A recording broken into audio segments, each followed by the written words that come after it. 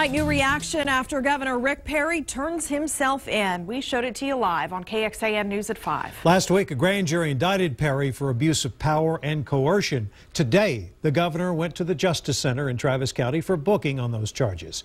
And now his mugshot will sure to be seen many more times as he prepares for an historic case. KXAN's Kevin Schwaller is live outside the governor's mansion. He's continuing our team coverage. Good evening. When it comes to a Texas governor turning him or herself in, there is not much precedent. Now, Governor Perry today walked from the governor's mansion down through here to the courthouse. That's where he delivered a speech in front of a cheering crowd. Walking in for booking on criminal charges doesn't usually come with cheering supporters and a speech.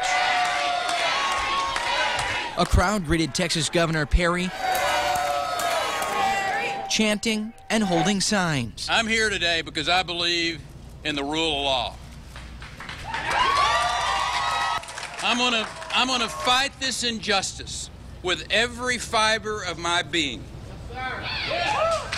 And we will prevail. Perry defended his actions. Then he walked inside for booking and a mugshot.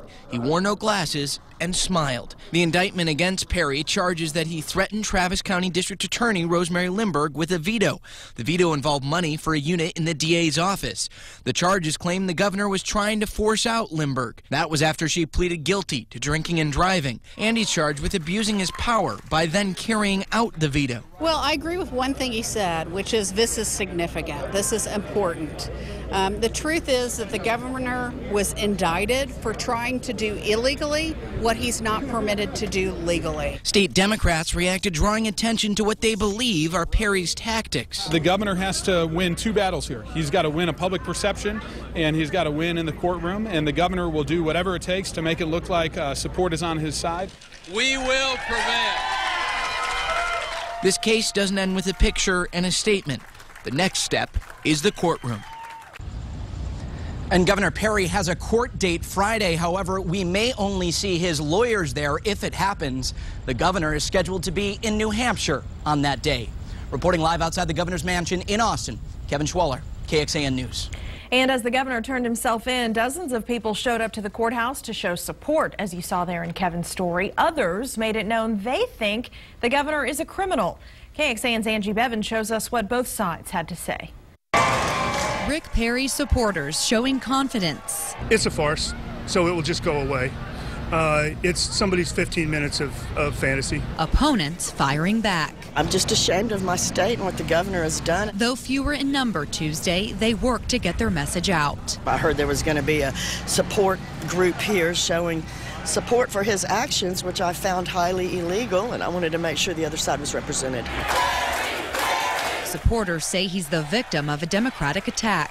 They want him not to run for president, and this is a very handy vehicle. I support him totally and his success, and I would like to see this state stay successful and not be bound up in political wrangling. While opponents say there's merit to the charges. We're not justifying what happened with the DA. We're just saying his response to her behavior was illegal. Strong feelings both ways. Both sides waiting to see what happens. In Austin, Angie Bevan, KXAN News.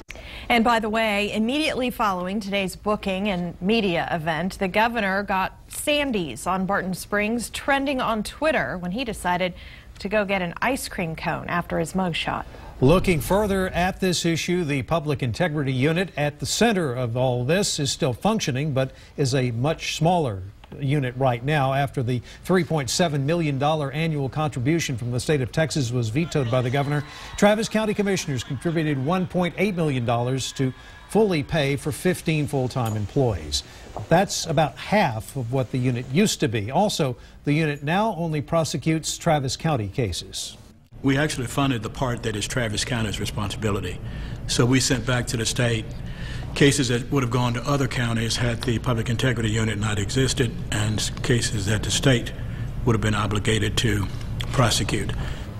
That's Travis County Judge Sam Biscoe saying also he hopes they can negotiate with lawmakers during the next legislative session to have the funding fully restored to the Public Integrity Unit. We have continuing in-depth coverage of this story at KXAN.com for you there. You can also find the complete history of this case since D.A. Limburg's arrest. More on the veto, the indictment, and today's events, plus any new developments going forward, including details on the high-profile legal team the governor will have representing him.